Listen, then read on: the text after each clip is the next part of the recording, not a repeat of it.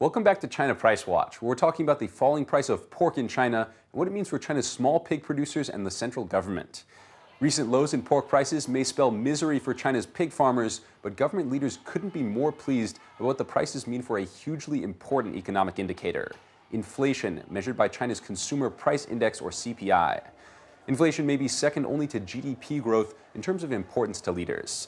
In the past, periods of high inflation have coincided with domestic unrest as ordinary Chinese people see their livelihood being eaten away by rising prices. China's CPI is measured by checking prices on a basket of goods seen as central to everyday life. Though the government keeps the content of its CPI basket a closely guarded secret, the China Securities Journal estimates that pork prices occupy a full 3.6% of total inflation calculations. Changes in the price of pork may also influence other CPI inputs, multiplying its impact on the final number.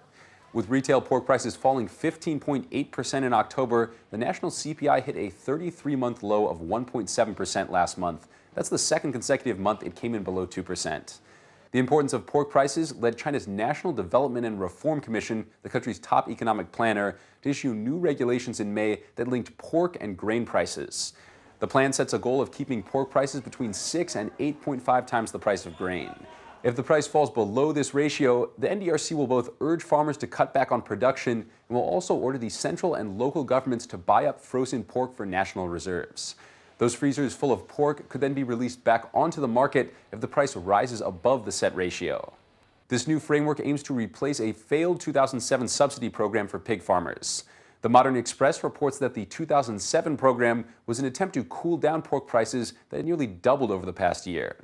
Under the old rules, the Ministry of Agriculture could provide around $12 in subsidies for each pig raised.